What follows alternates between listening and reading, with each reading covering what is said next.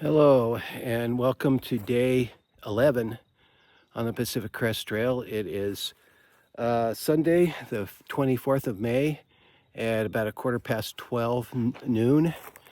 And I just left the Warner Springs Community Resource Center just a few minutes ago. Today's going to be a day of climbing in the heat and direct sun. So that'll be challenging. And I don't have to carry as much water today because there's supposedly a stream along the way for like 6 miles. But if it's, I'll turn this around so maybe you can see it. If it's this stream, I'm not sure it is, but I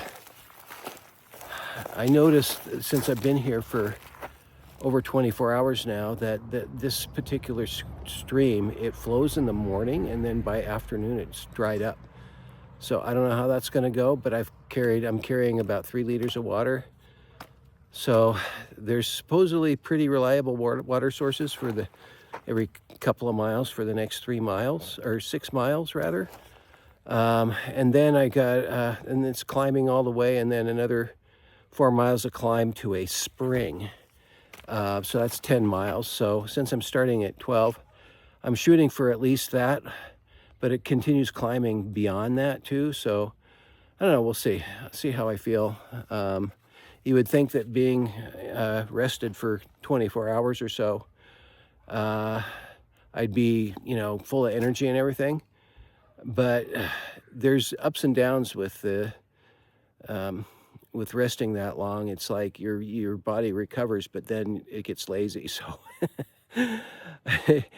we'll see how my legs will cooperate today. Stay tuned. So I'm still close to Warner Springs, but look at this. This is grassland with sparse trees.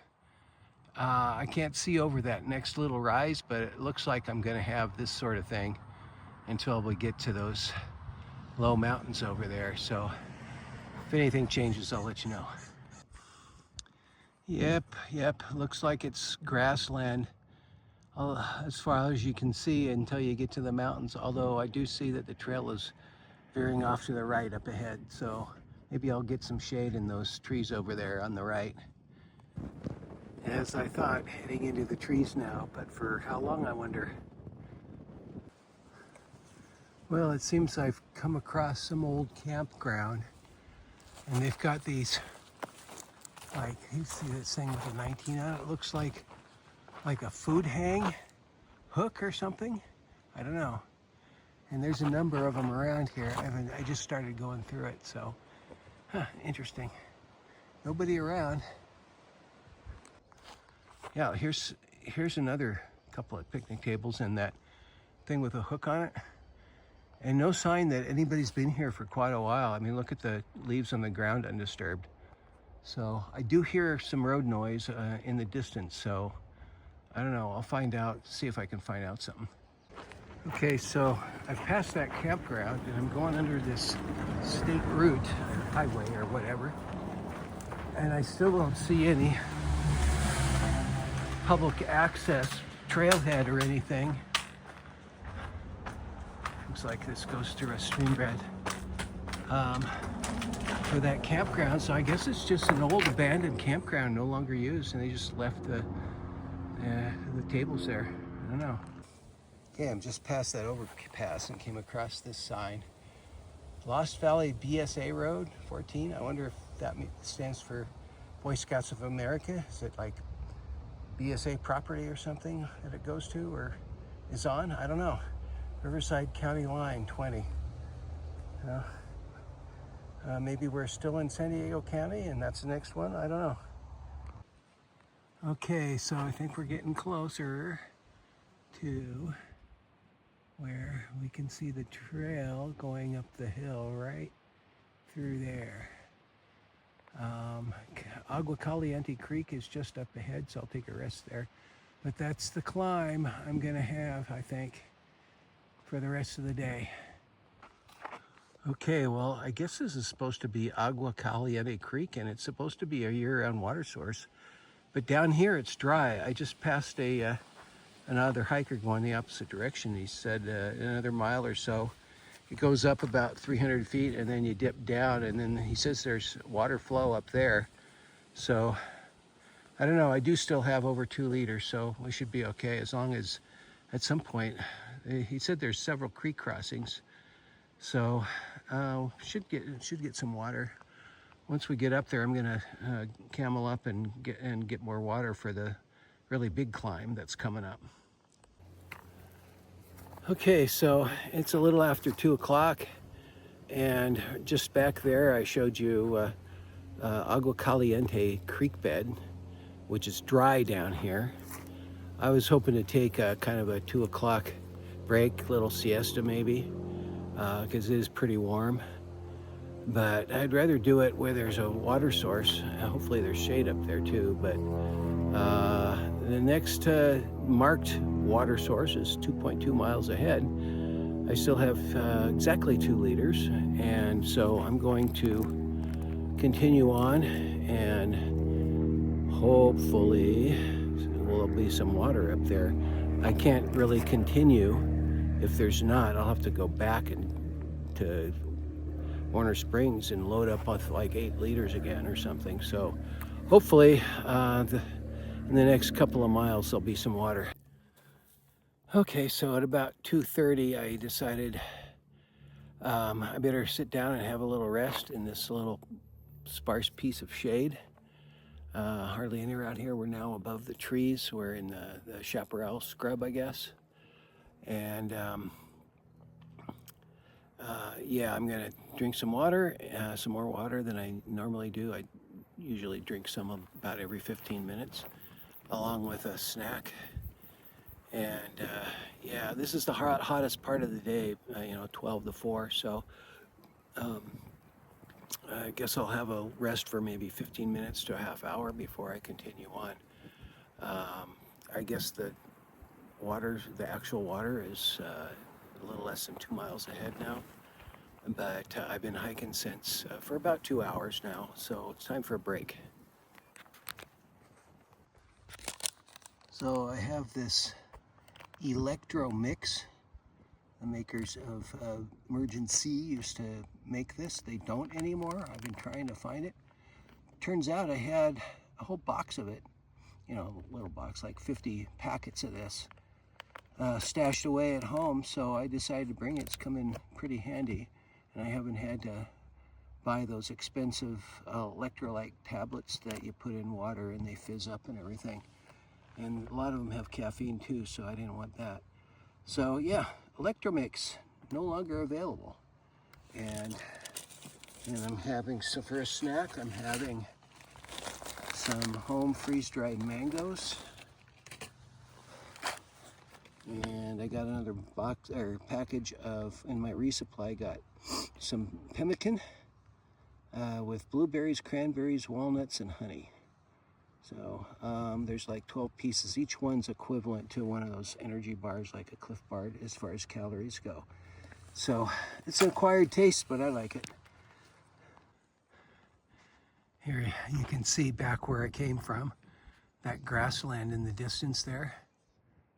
Yeah, I had to cross. It looks small now, but it took a while to cross that. It was relatively easy, but yeah, and now we're in the scrub again.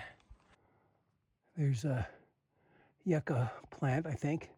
That's in the middle of the flowering stage. I haven't seen one in this stage for a while.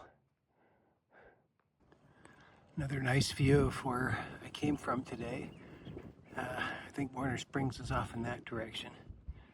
And the grasslands in the distance there. Nice view.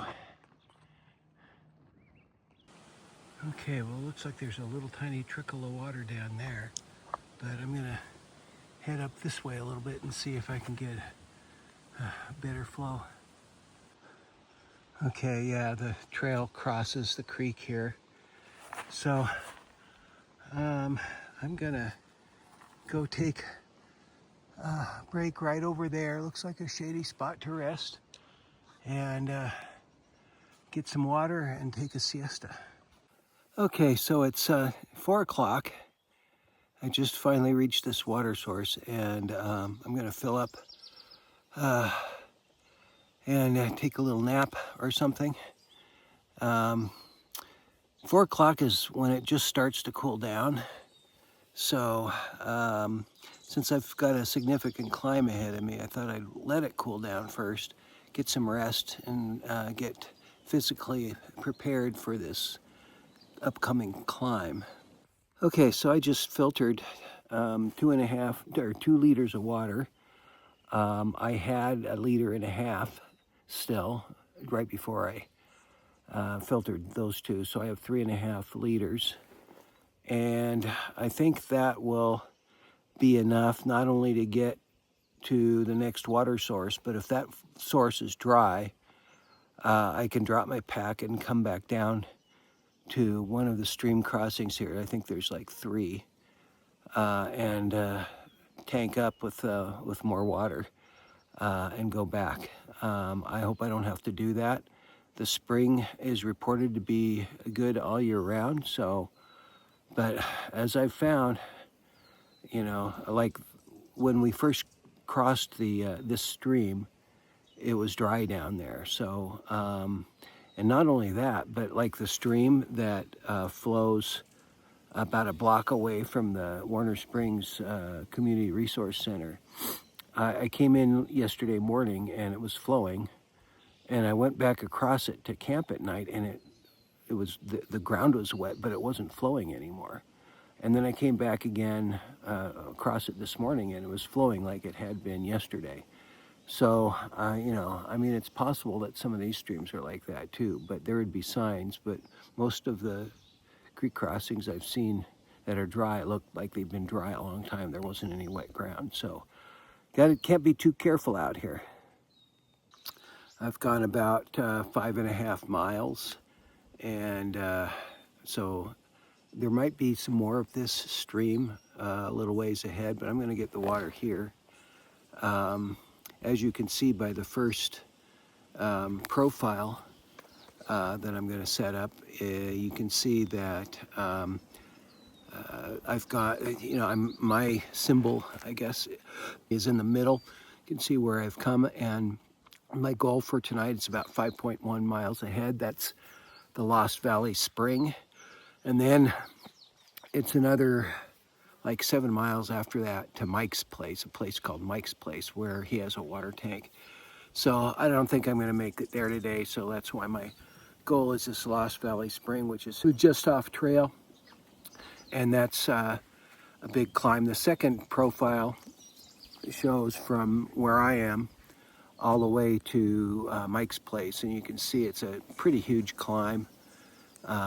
So I'm not really looking forward to that without some rest.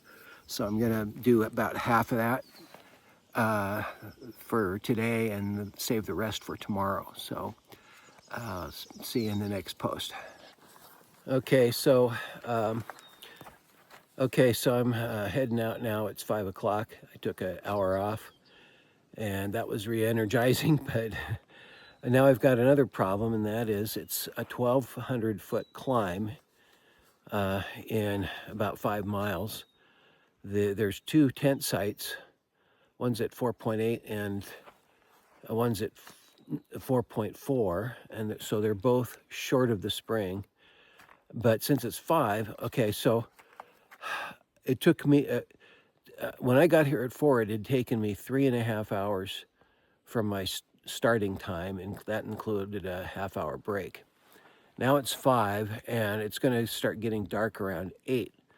That is, 2.5 hours? So I may be hiking in the dark, and I probably won't make the 4.8 one, but we'll see. It's going to be a tough climb, but it's a little cooler, so who knows? Yeah, so. Okay, so it's an hour later, 6 o'clock, and I'm now within 1.1 mile of the first campsite and 2.1 mile, I think, of the second campsite. So it looks like I'm gonna make it okay before dark. So I've been lucky enough to be in the shade most of this hour, but it looks like I'm going to round a corner here and get in the sun again. So there's that. But wait, let me check I'll be right back. I'm gonna check the elevation. Yeah, so I have about 400 feet to climb in elevation to the first campsite and 600 about feet to climb to the second one.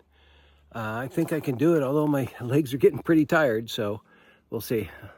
Okay, so I round the corner and this is what I see. I've been coming up this valley here, or river gorge, or what creek gorge, whatever, this whole time. And it looks like I'm gonna be doing some more of it until I get to the campsite. Okay, well, there's the trail, and this is that first campsite. There's one right next to the trail, which is pretty level. And then there's some back here, one or two maybe, let me see. It's not level, and it's a little lumpy, unless there's one more somewhere. Nope, oh well, maybe right here. No, I think I'm gonna do the one next to the trail because it's nice and level and smooth. So, my legs are pretty well spent. My right leg is on fire, and so I still have a mile to go to the other one, so I just decided, nope, I'm just gonna go to this one. Well, turns out I only made about 8.1 miles today from Warner Springs. The second half was a pretty big climb, about 1,000 feet. And then tomorrow I've got another 1,200 feet to climb, so it's a climb in a couple of days. Tonight I'm having fettuccine Alfredo with chicken, and then I also have some cream of mushroom soup, both homemade. If I don't get too full, I'll have the cream of mushroom soup too. So I'll fill you in on more stuff tomorrow, but for now that wraps up. Day 11. So good night, and we'll see you in the next one.